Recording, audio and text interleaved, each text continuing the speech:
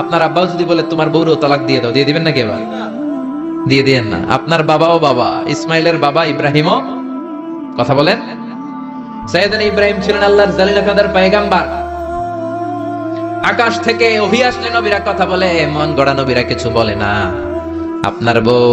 আপনার বউকে যদি আপনার বাবা বলে তোর বউরে তালাক দে, দিয়ে দিয়েন না। আবার কি করবেন? বুঝাবেন, বাবারও বুঝাবেন, বিবিরও বুঝাবেন, ঘরের ভিতরে সংলাপ করবেন, সমঝোতা করবেন। আমাদের দেশের দুই নেত্রী সংলাপ করে না তো কি হইছে? আমরা করব, আমরা ঘরে ঘরে সংলাপ করব, সমঝোতা করব, ঠিক কি না? মিলায়ে দিবেন, মিলায়ে দিলে বরকত আছে না নাই? কেউ ঝগড়া লাগলে মিলাবেন, মারামারি লাগলে মিলাবেন। কেউ যদি আরেকজনরে মারতে যায় অন্তত হয় মিলায়ে দিবেন। যারা মিলায়ে দেয় তাদের মর্যাদা বাড়ায় দেয় কে?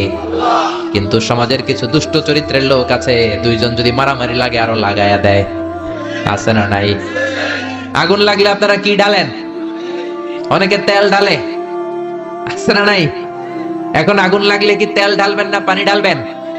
মিলায়ে দিবেন, বউরাও বুঝাবেন, বাবারাও বুঝাবেন, দুইজন রে বুঝায় আস্তে ধীরে আগাবেন।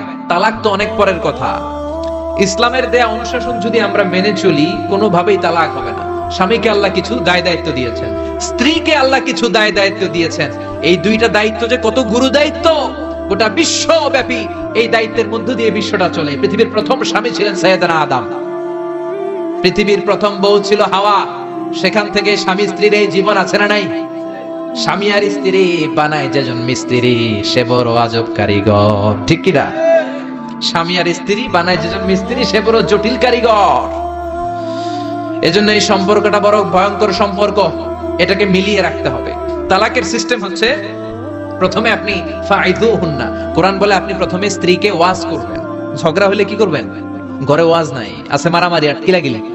ওয়াজ করবেন, ওয়াজেও কাজ হচ্ছে না, বুঝানোর চেষ্টা করবেন, বুঝে না। এরপর আল্লাহ বললেন ওয়াহজুরুহুন্না ফিল মাদাজি', বিছানা আলাদা করে দাও। তুমি এক রুমে ঘুমাবা, তোমার বিবিরে দিবা আরেক রুম। কিছুদিন বিচ্ছেদ চললে ওই বিবির অন্তরে ভালোবাসা তৈরি করে দিবে কে? সুবহানাল্লাহ পড়েন। এখন ওয়াজ করলেন, বুঝাইলেন, বুঝে না। বিছানা আলাদা করলেন, তাও শোনে না। এবার ওয়াদরিবুহুন্না, কোরআন বলল বউরে শাসন করো। অনেকে বলে বউরে পিটাও, না, পিটানোর কথা বলে নাই। ওয়াদরিবুহুন্না মানে তাদেরকে শাসাও, শাসন করো। মুফাসসিররা এটা তাফসীর করতে যে হয়রান হয়েছে যে কি দিয়ে পিটাবে।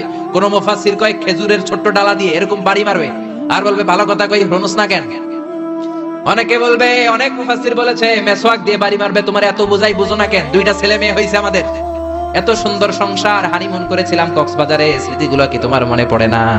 তুমি আমার কৈতরি, তুমি আমার টুনটুনি, তুমি আমার সোনামণি, এগুলো কয়ে বুঝাবেন। এরপরও মানে না। অনেক মুফাসসির কইছে বালিশ দিয়া পিটাইবেন, কোল বালিশ দিয়া, যাতে হাত পা না ভাঙে। ওয়াদরিবুহুন্না, অনেক ডাকাইত আছে লাঠি দিয়া পিটায়, আছে না নাই? ইসলাম বলে না না, বনিবনা না হলে প্রথম স্টেপ ওয়াজ করো, বুঝাও। 2 নম্বরে বিছানা আলাদা করে দাও, তারপরেও মানে না। 3 নম্বরে ওয়াদরিবুহুন্না মানে শাসন করো, যার যেরকম দরকার ওইরকম শাসন করবেন, তাতেও হয় না। তারপরে ফাবাআসু হাকামাম মিন আহলিহি হাকামাম মিন আহলিহা, এই 3টা স্টেপেও কাজ হয় না। আপনার মুরব্বিদের ডাকবেন, সালিস, মেয়ের পক্ষের মুরব্বিদের ডাকবেন, 2 পক্ষের বেআইনরা মিলে মিলছিল করে দেওয়ার চেষ্টা করবে, তাতেও কাজ হয় না। 4টা স্টেপ শেষ, 5ম স্টেপ হলো তালাক। আর আমরা দইরেই কই 3 তালাক, আছে না নাই? ওমরে ফারুকের জামানায় এক লোক তার বউরে দিছে 100 তালাক, রাগের চোটে। এরকম ডাকাইত আমাদের দেশে আছে না নাই? এখন বিবি এসে বলে, ওমরে ফারুক 100 তালাক দিয়েছে আমার স্বামী, কি করব? সাইয়েদনা ওমরে ফারুক বলে, তোর ডাকাইত স্বামীটা কোথায়? কয় এই জায়গায়। কিরে কয় তালাক দিছিস? কয় 100টা। দিবি 3টা, 100টা দিলি কেন? কয় রাগের মাথায় দিছি। কয় তারা তোর বিচার করতেছে, 3 তালাকে তোর বউ তালাক, বাকি 97 তালাক তোর পিঠে পড়বে। সুবহানাল্লাহ কইতে মন চায় না? এজন্য এই হচ্ছে তালাকের সিস্টেম। কতগুলো স্টেপ আপনি পার হলেন, তারপরেও আপনি একসাথে 3 তালাক দিবেন না। ইসলামের তালাককে 2 ভাগে ভাগ করা হয়েছে, একটা আত-তালাক আস-সুন্নি আর একটা তালাক আল-বিদঈ। তালাক আস-সুন্নি মানে সুন্নতি তালাক, আর তালাক আল-বিদঈ মানে বেদাতি তালাক।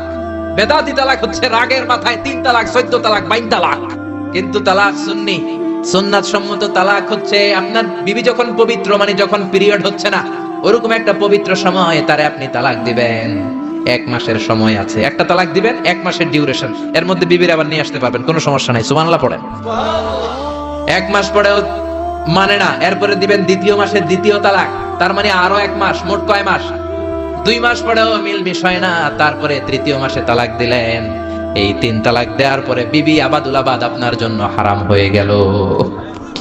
কত সুন্দর স্টেপ মেনটেন করে কত দূরে তালাক, আর আমরা দইরেই কই তালাক।